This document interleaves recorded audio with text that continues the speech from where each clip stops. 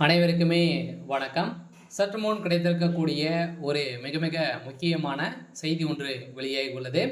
சற்று முன் MP R ராசாவின் கதை முடிந்தது. 10 ஆண்டு சிறை, நீதிமன்றம் வழங்கிய இறுதி தீர்ப்பு. இது மாதிரி பார்த்தீங்கன்னா செய்திகள் வெளியாயிருக்கு. ஏற்கனவே ராசா அவர்கள் நிறைய விஷயத்தில் பார்த்தீங்கன்னா வசமாக சிக்கியிருக்காரு. ஸோ அவர் ஏற்கனவே மத்திய அமைச்சராக இருக்கும்போது பார்த்தீங்கன்னா எக்கச்சக்கமான சொத்துக்களை பார்த்தீங்கன்னா சட்டத்துக்கு விரோதமாக செயல்பட்டு சொத்து சேர்த்துருக்காரு அப்படின்ற மாதிரி இப்போ பார்த்தீங்கன்னா தொடரப்பட்ட வழக்கின் அடிப்படையில் இப்போ அதிரடியாக ராசாவுடைய வீட்டில் அதிரடியாக சிபிஐ பார்த்தீங்கன்னா அதிரடியாக ரைடுகள் நடத்தியிருக்காங்க. இந்த ரைடின் அடிப்படையில் ஸோ எக்கச்சக்கமான பணங்களும் நிறைய விதமான எவிடன்ஸுகளும் பார்த்தீங்கன்னா சிக்கிருக்கு. ஸோ இந்த நிலை தான் இப்போ அதிரடியாக நீதிமன்றம் தீர்ப்பு வழங்க போகிறதாகவும் ஸோ அவருடைய சொத்துக்கள் அனைத்துமே முடக்கப்பட போகிறதாகவும் ஒரு தகவல் ஸோ வெளியாகி வருது. ஸோ இதெல்லாம் பார்த்தீங்கன்னா அதிரடியாக ராசாவிற்கு நீதிமன்றம் வழங்கக்கூடிய தீர்ப்பின் அடிப்படையில் இப்போ அவருடைய கதை ஒட்டுமொத்தமாக முடிய போகுது.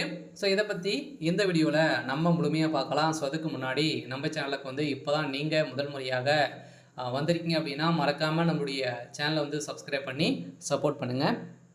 ஸோ வாங்க வீடியோக்குள்ளே போகலாம்.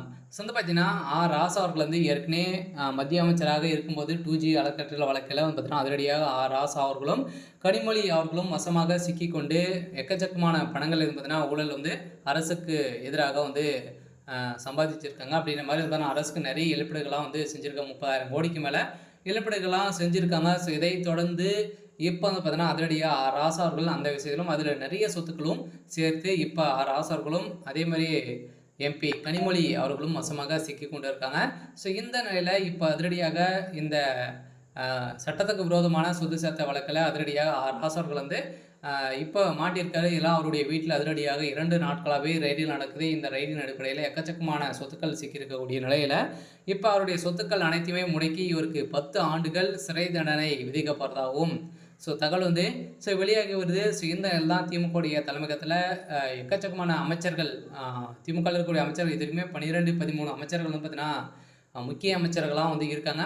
அவங்களாம் பார்த்தீங்கன்னா அனைவருமே ஊழல் வழக்கில் ஸோ அதே மாதிரி எக்கச்சக்கமான பணங்கள் பார்த்தீங்கன்னா குமித்து இப்போ இந்த அமலாக்கத்துறையின் கஸ்டடியில் ஸோ இருக்காங்க. இந்த நிலையில் இப்போ ராசாவுடைய கதை ஸோ முடிந்திருக்கு. சொல்ல அடுத்தது வருகின்ற சட்டமன்ற தேர்தலுக்காகவே பார்த்தீங்கன்னா எக்கச்சக்கமான பணங்களை ஊழல் செய்திருக்காங்க. ஸோ இந்த அடிப்படையில் தான் அமலாக்கத்துறை சில பேரெல்லாம் டார்கெட் பண்ணி இப்போ பார்த்தீங்கன்னா குறிவைத்து தாக்கக்கூடிய நிலை ஸோ உருவாகியிருக்கு. சொல்ல இப்போ அதிரடியாக அமைச்சர் ராசா அவர்கள் பார்த்தீங்கன்னா இப்போ டெல்லி திகார் சிறையில் அடைக்கப்பட போகிறதாக இப்போ தகவல் வெளியாகி வருது. ஸோ இருந்தாலுமே ஸோ என்ன நடக்க போகுது அப்படின்றத ஸோ வெயிட் பண்ணி பார்க்கலாம். ஸோ இது